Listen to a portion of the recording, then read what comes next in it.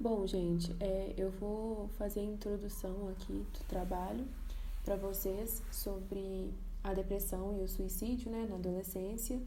E eu queria começar dizendo que, estatisticamente, o suicídio afeta muito mais os jovens de 15 a 29 anos, porque são fases em que geralmente a vida passa por muitas turbulências e são necessárias muitas escolhas dessas pessoas que nem sempre estão maduras o suficiente para decidirem o rumo da vida delas, né?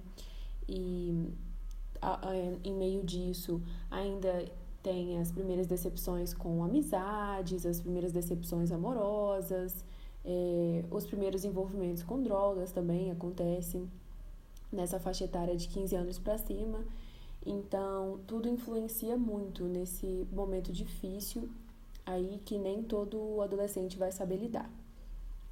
E também, graças à prevenção que ocorre por causa desse problema de saúde pública, né, que afeta o mundo inteiro, foram criadas campanhas, tipo a do Setembro Amarelo, que foram criadas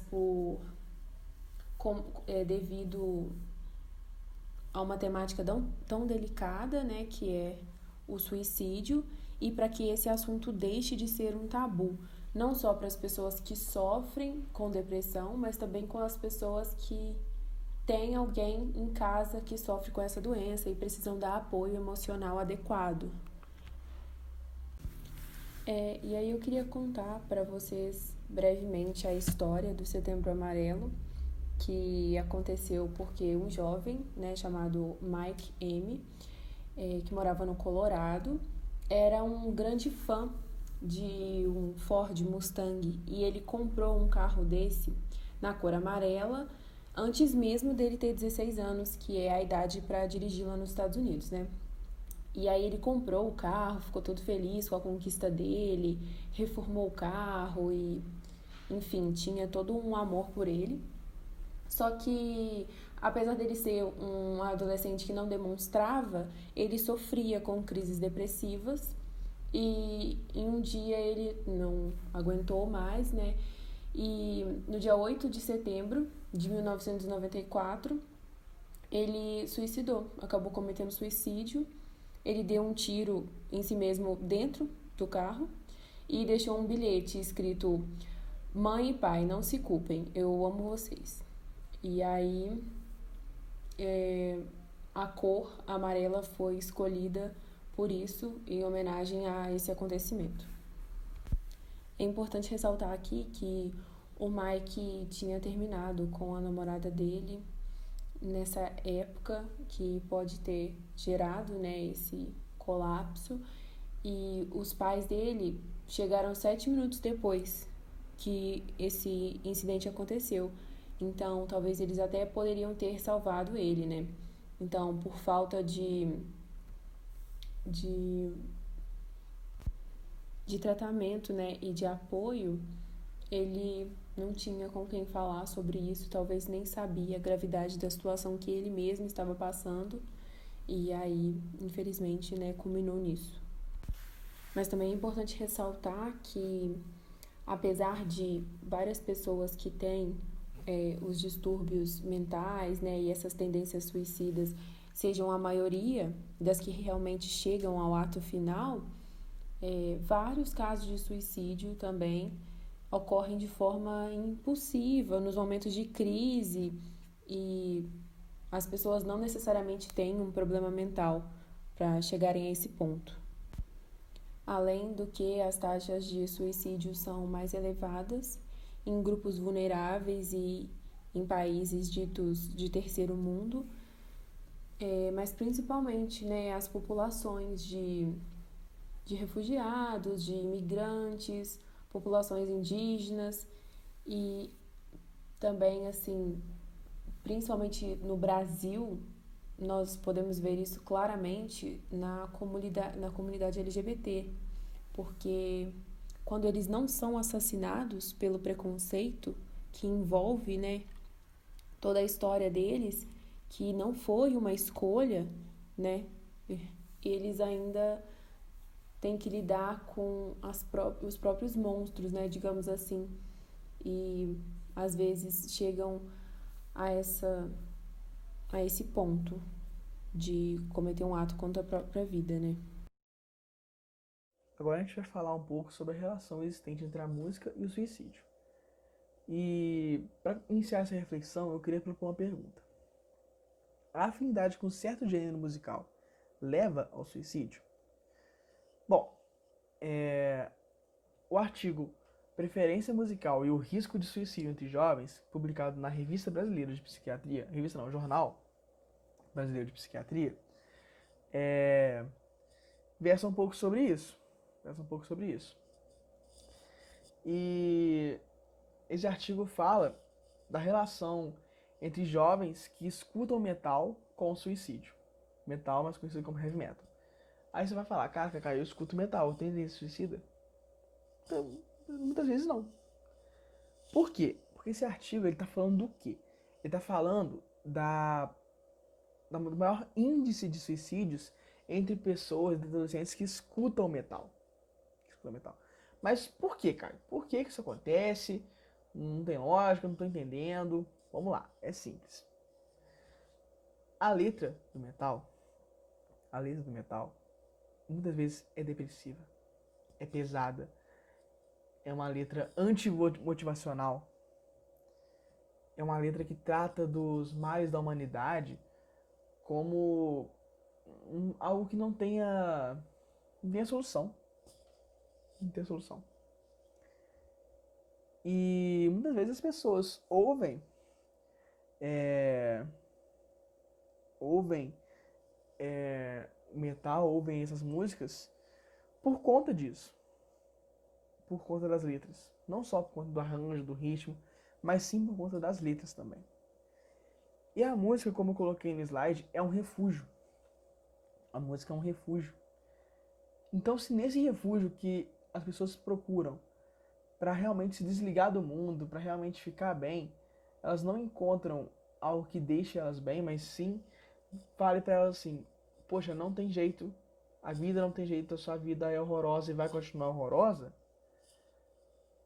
Se a pessoa já tem tendências depressivas, ela vai ficar pior ainda. Ela vai ficar pior ainda. E pode cometer o suicídio. E pode vir a ter tendências suicidas. E isso na adolescência é muito sério, porque o adolescente ele tem uma idolatria muito forte pelas pessoas. Vamos supor, o artista venera o Kurt Cobain, ex-vocalista do Nirvana, que foi um dos que cometeu suicídio, um artista que cometeu suicídio. E ele suicida. Só que o ídolo é aquele cara que pode tudo, faz tudo, topa qualquer parada. É aquele cara ou aquela mulher que nem a gente fala hoje, é zero defeitos. E se esse cara, zero defeitos, perfeito, ele morre, suicida, e que esse adolescente vai pensar? Vai pensar, caraca, se até o meu ídolo morreu, suicidou, não encontrou uma saída, então como é que sou eu para encontrar uma saída?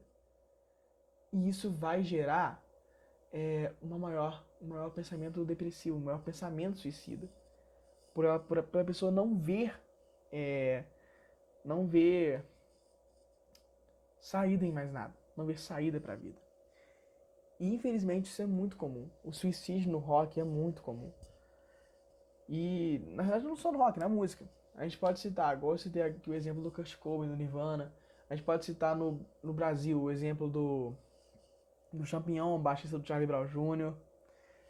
E são exemplos de grandes artistas que cometeram suicídio. Exemplos de grandes artistas que não encontraram uma saída. Artistas que eram idolatrados, tinham uma carreira brilhante, eram talentosíssimos, mas não encontraram uma saída. Não encontraram uma saída. Isso é muito por quê? Por causa de droga? Também. Também. Mas aí é algo que eu até brinco com meus amigos. Eu falo com eles, o artista, quando ele estoura, a primeira coisa que ele tem que fazer, antes de tudo, antes de comprar carro, comprar mansão, comprar iate, comprar, sei lá, comprar o que for comprar, ele tem que ir no psicólogo. Pra aprender a lidar com a fama. Porque a fama é muito difícil de lidar. Muitas vezes as pessoas enxergam a fama apenas como com os holofotes. Como o cara que tá lá no palco tocando para 1 milhão de pessoas, sendo idolatrado. Mas não vê o outro lado da fama. O lado que você fica preso. Que você perde um pouco da sua liberdade. Muitas pessoas não veem isso. E aí chegam na fama despreparadas. E aí acabam não vendo saída. Porque estão presas. Mas presas nelas mesmas. E aí cometem o suicídio.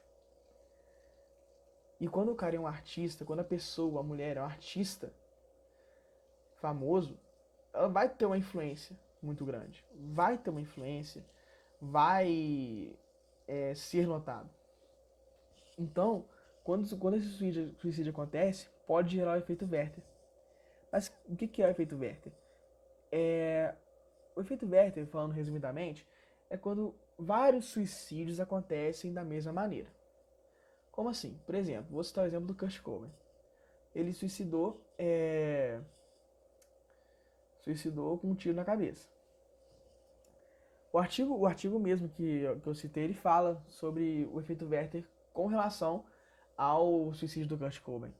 Ele fala de um aumento de números de casos de suicídio com pessoas com tiros na cabeça.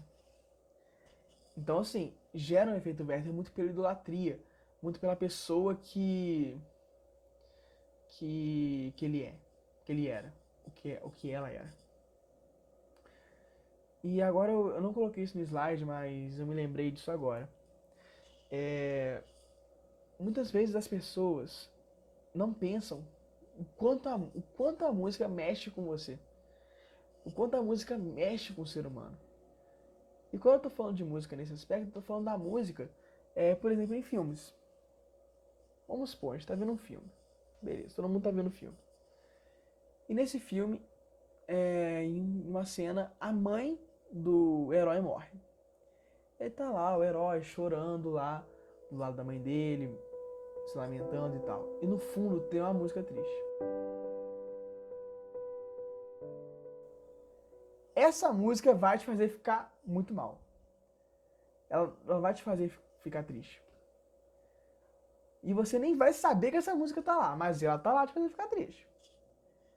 E o contrário acontece também. Como, por exemplo, Vingadores. Vingadores tá lá, no meio de uma batalha, todos lutando e tal. Aí do nada eles acabam se juntando de alguma forma. Não sei como, mas eles se juntam de alguma forma. E toca aquela música tema dos Vingadores que acho que a maioria das pessoas conhece.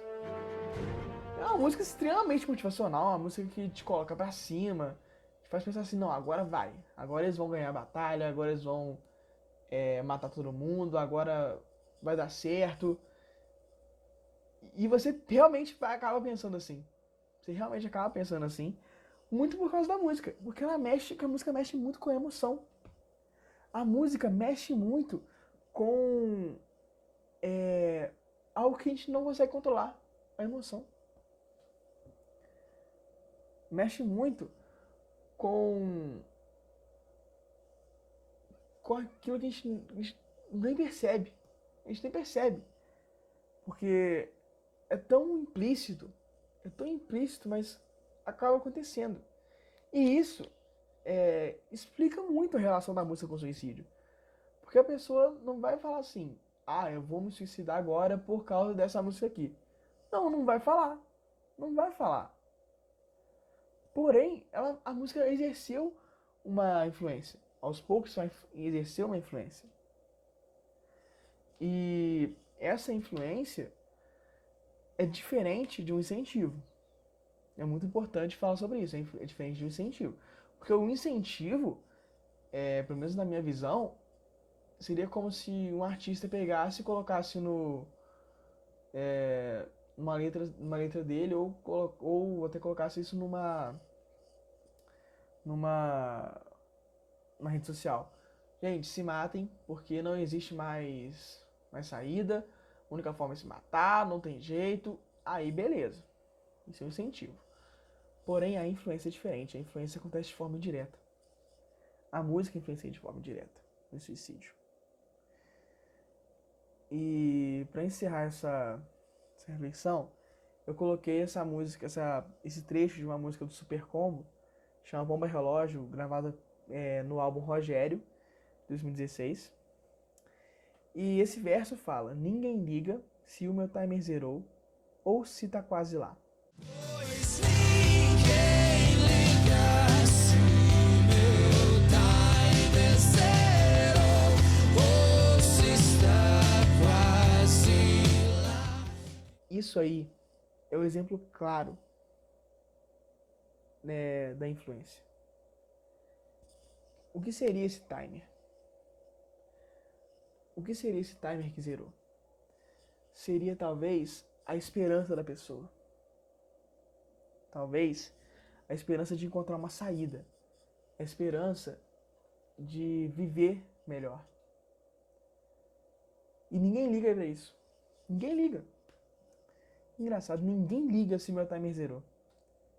Ou se ele tá quase lá. Ninguém liga. Porque muitas vezes ninguém liga pro suicídio. Até que ele acontece. Muitas vezes, o suicídio, antes de acontecer, é bobeira. É drama. É falta de... não me convém falar, né?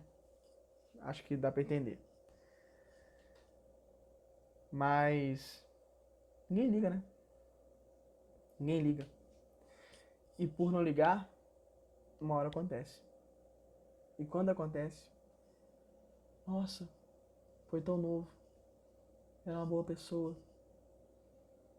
Por que ele fez isso? Por quê? Por que será que fez? Talvez não tenha feito, talvez tenha feito por influência de uma música, mas também por influência do meio externo. Por influência de pessoas que estavam lá, mas nunca estiveram. Pessoas que estavam lá, mas nunca ligaram. Nunca realmente pensaram nessa pessoa. Então, para concluir isso tudo, eu falo que a música sim influencia o suicídio. Existe uma influência. Existe. Mas a música não é unicamente responsável pelo suicídio. Porque a música sem o externo não vai influenciar. Não vai. E o externo muitas vezes influencia muito mais do que uma música. Enfim, eu espero que vocês tenham entendido um pouco sobre essa relação da música e o suicídio. Muito obrigado por aguentarem me ouvir falando aqui. E, enfim, é isso e muito obrigado. Bom dia, gente. Eu vou apresentar alguns dados sobre o suicídio e eu usei como referência, principalmente, a Organização Mundial da Saúde e o Sistema de Informações sobre Mortalidade. Em relação à quantidade de casos, aos números de suicídio, sabe-se que cerca de 800 mil pessoas morrem por suicídio a cada ano no mundo. Isso equivale a mais ou menos 1,4% das mortes totais no mundo. Mesmo com as altas taxas de suicídio e os números bem altos de suicídio no mundo, só 28 países que possuem estratégia nacional de combate ao suicídio. Outro dado levantado é que, no geral, os países mais atingidos pelo suicídio são os países de alta renda. Mas, em termos absolutos, quantidade de números absolutos, 79% dos países atingidos são de renda média ou baixa, sendo o Brasil o 8º país com mais números de suicídio no mundo. Segundo o Ministério da Saúde, em média, 11 mil pessoas morrem por suicídio aqui no Brasil. Isso equivale a mais ou menos 30 casos por dia. Outro dado que eu trouxe também é que, no geral, os homens eles são mais atingidos pelo suicídio que as mulheres. Em alguns países, a taxa de suicídio entre homens chega a ser 3 vezes maior que suicídio cometido por mulheres. Em relação à faixa etária, aqui no Brasil, o maior grupo de risco são os idosos, mas também houve um aumento muito grande entre adolescentes. Aumentou muito os números de casos de suicídio entre adolescentes. Um dado que eu trouxe do Ministério da Saúde apresenta que entre 2006 a 2015 houve um aumento de até 24% no número de suicídios cometidos por adolescentes, crianças de 10 a 19 anos. E outro dado que eu trouxe do Sistema de Informações sobre Mortalidade, ele traz que entre os anos 2000 e 2015, 67% dos suicídios entre adolescentes foi do sexo masculino. Outro dado levantado é que o suicídio ele é a segunda maior causa de morte entre jovens de 15 a 29 anos no mundo. Fazendo um recorde disso, entre adolescentes de 15 a 19 anos, o suicídio também é a segunda maior causa de morte entre as meninas, ficando atrás só de complicações maternas, e a terceira maior causa entre os meninos, ficando atrás de violência e acidentes de trânsito. Eu trouxe também uma pesquisa realizada pelo Ibope em 2019, que os resultados eles mostram que 1 a cada 4 pessoas já pensou em cometer suicídio durante a adolescência. Então a gente se pergunta, por que tem tanto caso de suicídio na adolescência? O que leva tantos adolescentes a pensarem em suicídio, quererem cometer o suicídio? E segundo especialistas, são várias causas que podem estar ligadas a isso, ao desejo de morte. Um deles seria a depressão, o uso abusivo de álcool e outras drogas, o adolescente ter sofrido abuso sexual na vida, ter pais muito agressivos e autoritários, sofrer bullying no ambiente escolar, que é uma coisa que machuca muito, os conflitos relacionados à orientação sexual, medo dos pais não aceitarem a sexualidade, medo de não conseguir encaixar no padrão, não ser aceito em algum grupo, não ter amigos, não gostar da própria aparência, ter problemas de autoestima. Tudo isso causa um sofrimento muito grande no adolescente, que pode levar ele a querer cometer o suicídio. E a adolescência ela já é naturalmente uma fase muito difícil, que o adolescente está muito sensível ao ambiente externo, a tudo. E o grande problema diante de tudo isso é justamente a falta de um tratamento. Uma falta de busca de ajuda por parte desses adolescentes que estão um sofrimento muito grande. Pesquisas trazem que a taxa de suicídio poderia muito bem ser reduzida se houvesse mais busca por ajuda profissional, se os adolescentes falassem mais sobre a depressão, sobre o sofrimento que estão tendo. Eu trouxe uma pesquisa também, achei uma pesquisa também realizada pelo Ibope Conecta, em 2013, que os resultados mostrou que 39% dos adolescentes da pesquisa, entre 13 a 17 anos, não falariam com a família caso tivessem depressão, estivessem sofrendo. E o motivo, para a maioria, não na maioria, para 38% dos adolescentes, seria porque, para eles, provavelmente os pais os familiares, né, as pessoas ao redor, achariam que aquilo, a depressão, seria apenas um meio de chamar atenção. Seria só porque o adolescente quer chamar atenção.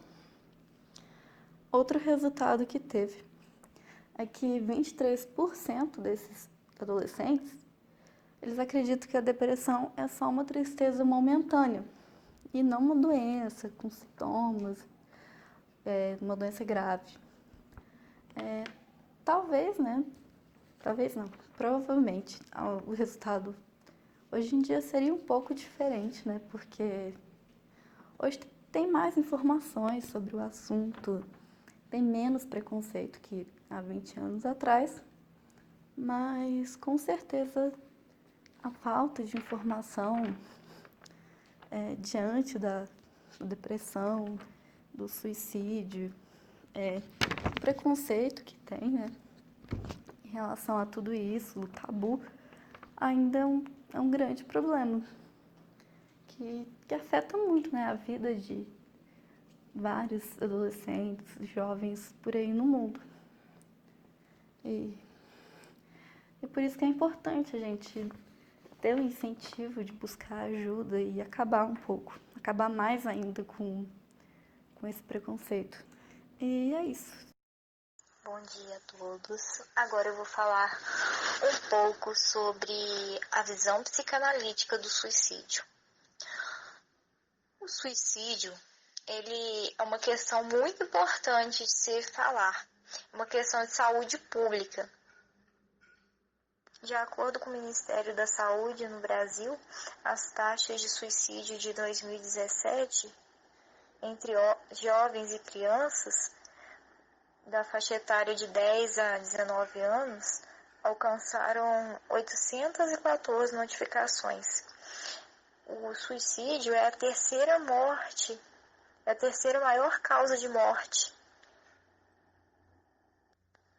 E também é a principal causa de internação em hospital psiquiátrico de adolescentes que já tentaram suicídio. Acometem muitos jovens que têm um sentimento negativo, como culpa, solidão, angústia, que se tem emoções insuportáveis, ideias de morte. Essas ideias podem levar, então, para se fugir dessa angústia, dessas questões de dor, desses sentimentos ruins, se tem o êxito no suicídio. Passa-se por muito sofrimento psíquico, mas antes muitos passam pelas tentativas de suicídio, de mutilação, de várias tentativas mesmo dessa morte. Como já dizia Sigmund Freud, os homens não matam uns aos outros por temerem castigo divino ou das leis da civilização. Sendo assim, se o homem acreditar que pode fugir das leis terrenas e que Deus não existe e que também não existe um juízo final, quase certo que quando for ameaçado mataria para se defender. Com a morte vai aliviar a dor, tirar essa dor que se está passando. O nosso psiquismo, ele está sempre procurando o prazer.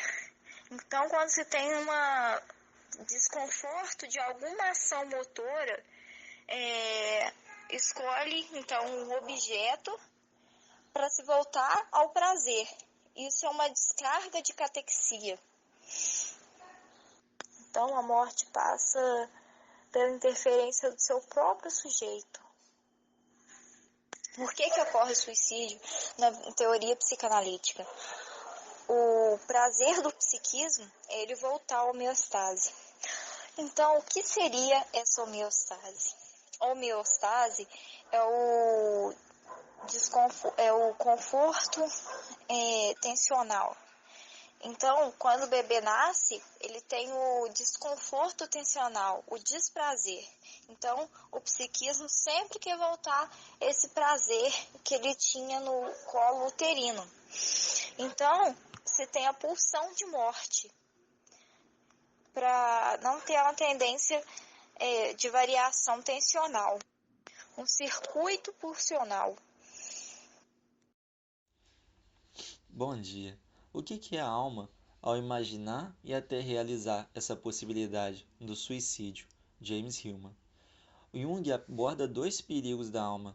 O primeiro é a possessão da alma, que é um conteúdo, um pensamento ou parte da personalidade dominar o indivíduo por algum motivo. E o segundo é a perda da alma, que é o desânimo, o peso, a morosidade, a depressão e a diminuição da vontade para a realização das tarefas do cotidiano. E Jung comenta que se não acharmos nossa alma, podemos nos acometer pelo vazio emocional e procurarmos em coisas ocas no mundo o preenchimento que incessantemente busca encontrar no exterior, mas é somente internamente que a encontrará. A perda da alma seria um dos processos de autodestruição que levaria o indivíduo ao autossuicídio.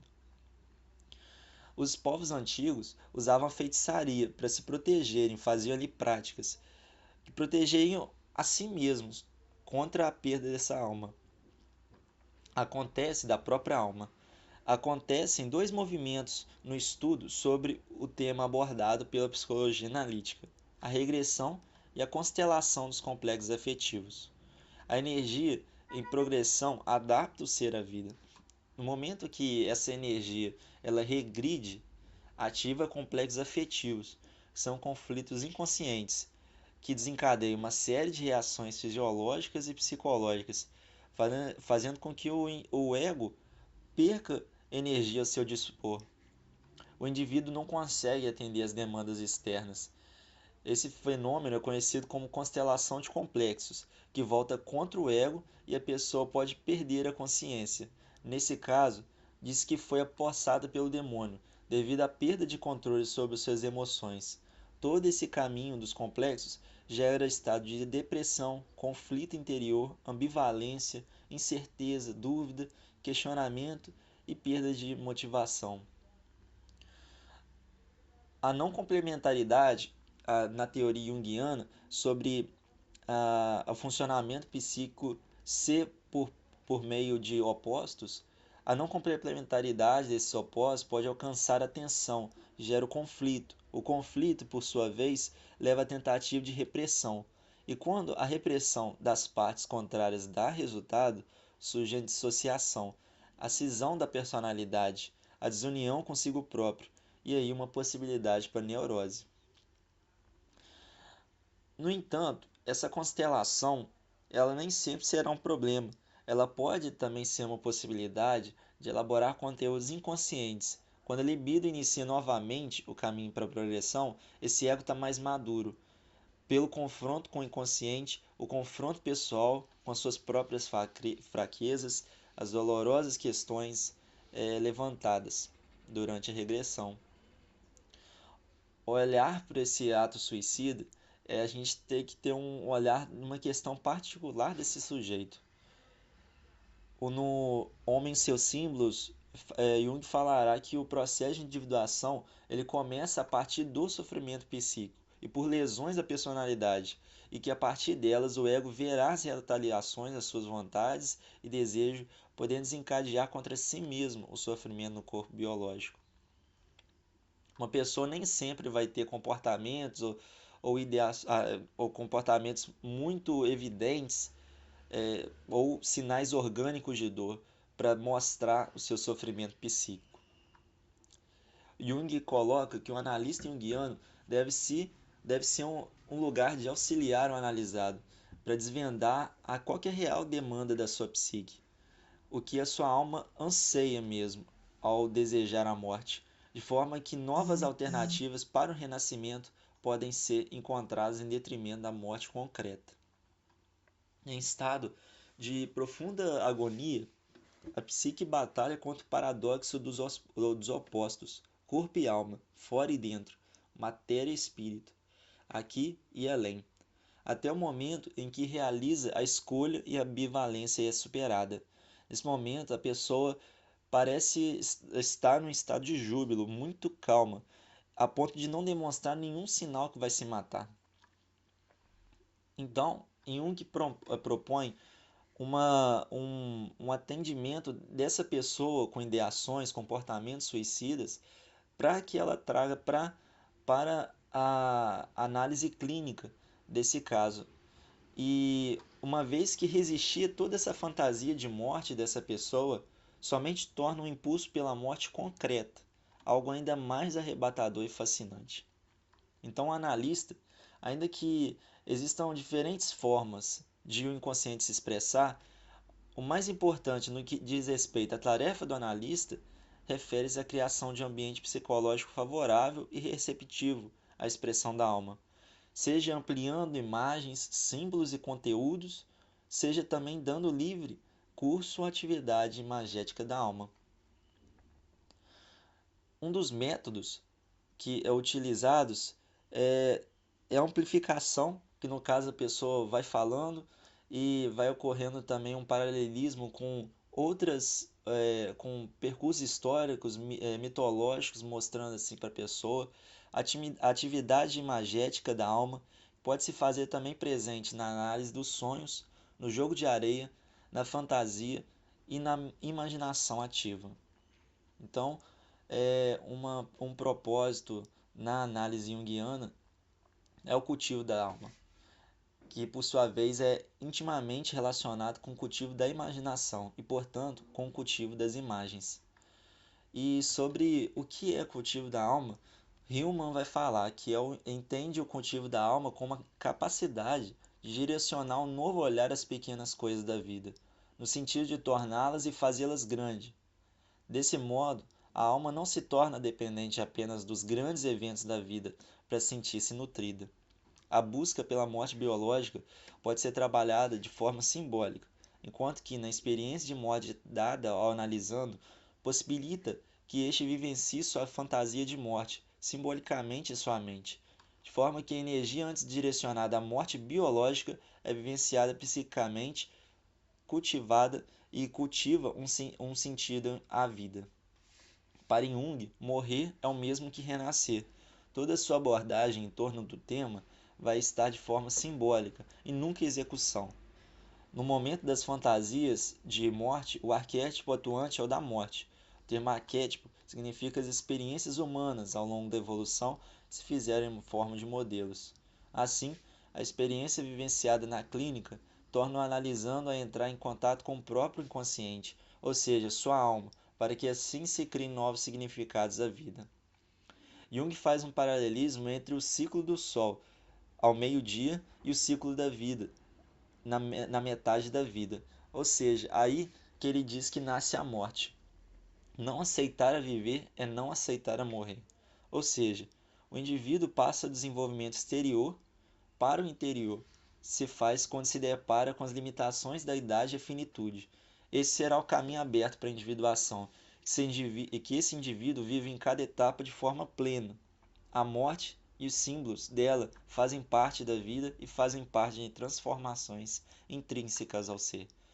E na adolescência, com a mutação das gônadas, o arquétipo que acontece é o arquétipo da alteridade e a posição dialética. Na crise da adolescência, o arquétipo da alteridade convocará como uma semente para a construção da identidade profunda. E na segunda metade da vida, Jung descreveu como intensificação do processo de individuação, caracterizando como uma fase ativa. O complexo parental descrito por Freud modifica-se na adolescência para a passagem à alteridade.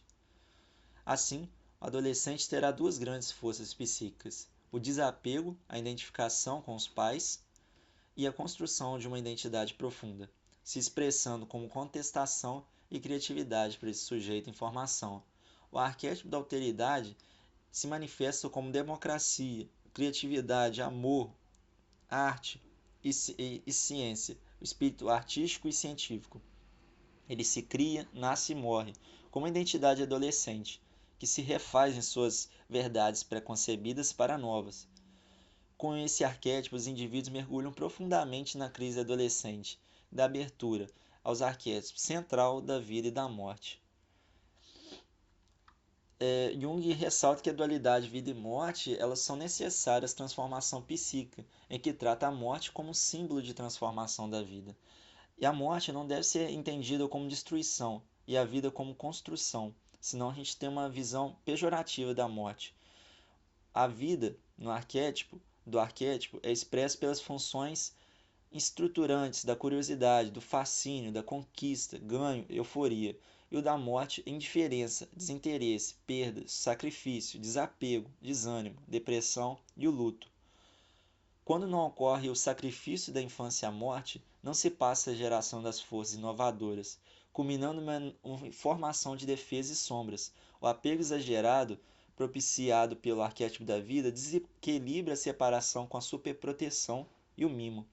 Por fim, essa forma defensiva da morte gera autoagressão, depressão ou irascibilidade e difícil convívio. Dessa forma, observa-se a importância do contato com a frustração para a vivência do desapego e o distanciamento dos quadros psicopatológicos da estagnação, indiferenciação e empobrecimento. A crise na adolescência é dolorosa, porque propicia a morte da infância e do apego aos pais. Essa morte dos pais, na imaginação e na união erótica, frequentemente ainda com intensas características incestuosas presentes na adolescência, configuram o parricídio, matricídio, filicídio e o incesto homo e heterossexual simbólicos, incompatíveis com o complexo de Édipo na infância, mas absolutamente necessários para a diferenciação da personalidade na crise da adolescência. Então, é uma morte simbólica e nunca em execução. Bom dia. Agora eu vou falar um pouco sobre o suicídio nesse momento de pandemia que estamos passando. Segundo a Associação Americana de Psicologia, ainda é incerto dizer se as taxas de suicídio vão aumentar ou não em decorrência da pandemia do novo coronavírus. Porém, é um fato que essa pandemia introduziu ou agravou vários componentes que podem ser gatilhos para muitas pessoas. Eu vou falar mais especificamente dos adolescentes, e aqui eu trouxe 7 desses componentes. Primeiramente, a gente tem o isolamento, né? O adolescente ia para a escola, saía com amigos, interagia com inúmeras pessoas no seu dia a dia, e agora perdeu tudo isso por conta do distanciamento social necessário para combater o vírus, né? O segundo ponto seria o medo. O adolescente ele pode sentir um medo excessivo devido a essa exposição constante a números que são cada vez piores da doença. Em terceiro, o luto, que tem afetado aqueles que já perderam alguém querido para essa doença, algo que infelizmente, né, tende a ser cada vez mais comum. O quarto componente é o consumo de álcool. A própria OMS já mostrou preocupação com a tendência do aumento do consumo de álcool durante a quarentena. É uma droga lícita, né? Porém muito associada à depressão e a comportamentos violentos. E o quinto ponto é justamente sobre isso: a violência e o abuso. A Unicef já manifestou preocupação com o fato de que crianças e adolescentes estão mais expostos agora durante a quarentena à violência física, sexual ou psicológica que ocorre dentro da própria casa. Muitas dessas vítimas tinham na escola uma espécie de refúgio. Em sexto, a questão da desigualdade.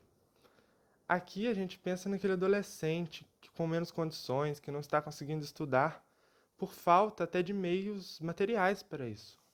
Ele tende a se sentir muito ansioso com relação ao futuro. Por exemplo, essa incerteza em relação ao Enem. E por fim, sétimo, os problemas financeiros. Segundo o Banco Mundial, a economia mundial deve retrair mais de 5% esse ano. E isso levará milhões de pessoas à situação de extrema pobreza. E mesmo para aqueles adolescentes que não estão nessa situação extrema, essa questão financeira os afeta diretamente, né? Eles veem seus pais desesperados por terem perdido o emprego ou por seu comércio ter falido, por exemplo. E aí, em meio a esses fatores, o adolescente pode se ver sem saída e pensar que o suicídio seria a sua única solução. Pior ainda, se você para pensar naquele que já era depressivo e já tinha ideações suicidas, como é que esse adolescente está nesse momento? E o tanto de gente que deve estar passando por isso durante a pandemia. É algo muito triste de se pensar, realmente, porém uma triste realidade. Por isso, agora mais do que nunca, né, é importantíssimo se manter atento em como anda a sua saúde mental e de outras pessoas, se possível. E não deixar de pedir e buscar ajuda caso seja necessário. Então é isso. Obrigado pela atenção. Bom, para concluir aqui o trabalho, eu queria fazer algumas indicações de filmes para quem quiser estudar de uma forma mais divertida ou até mostrar para algum amigo, familiar, para que a pessoa entenda mais sobre o assunto. E assistam com moderação, por favor, porque são filmes muito tristes, né, óbvio, mas são filmes muito necessários.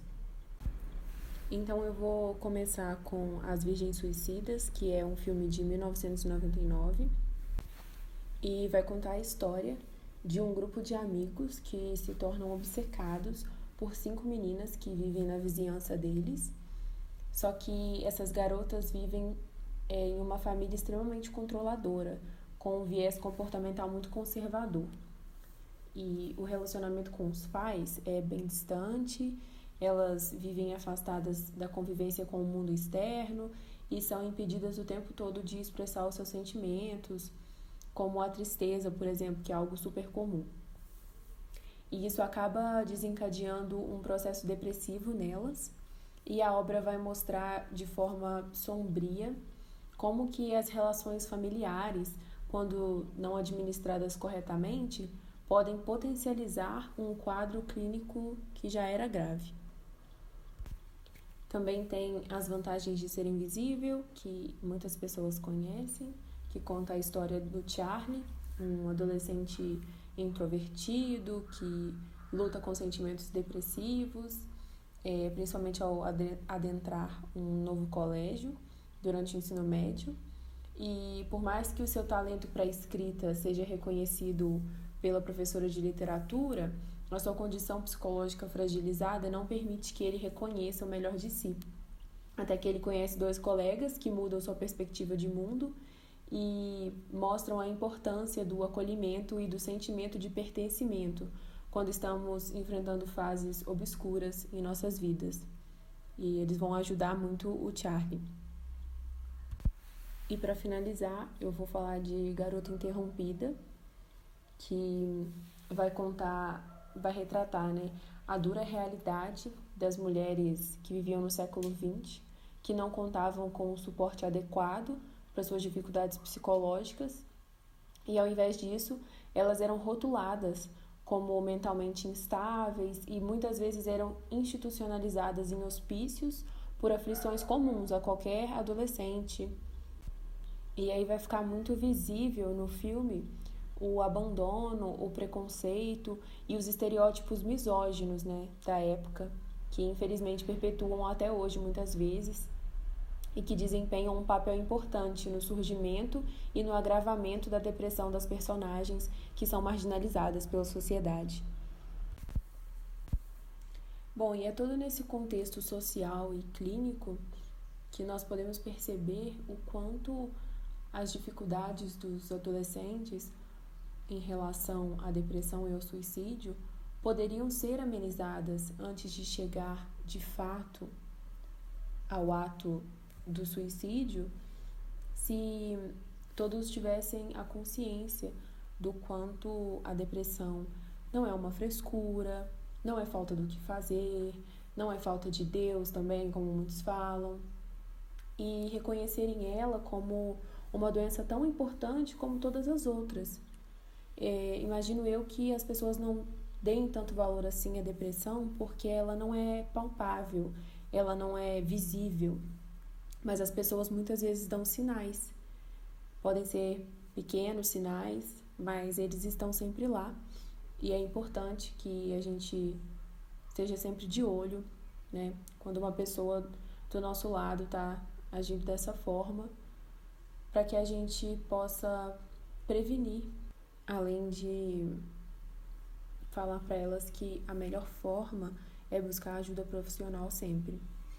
E aí, para as pessoas de baixa renda, que não têm condições de pagar um psicólogo todo mês, ou pessoas que não têm um serviço bom na cidade por morarem em lugares remotos ou algo do tipo, podem ligar para o número 188, que é o Centro de Valorização da Vida, que tem atendimento 24 horas para quem precisar conversar sobre qualquer situação que esteja afligindo a pessoa. E também essa pessoa pode entrar no próprio site deles, que também tem um chat para quem se sentir mais confortável ao escrever. E é tudo de forma gratuita, sigilosa, e esse apoio emocional de prevenção ao suicídio é muito importante para quem está se sentindo sozinho. Então, gente, esse foi o trabalho apresentado pelo nosso grupo. Obrigada a todos que estão assistindo. E a gente deixou aqui umas referências que foram utilizadas para o trabalho.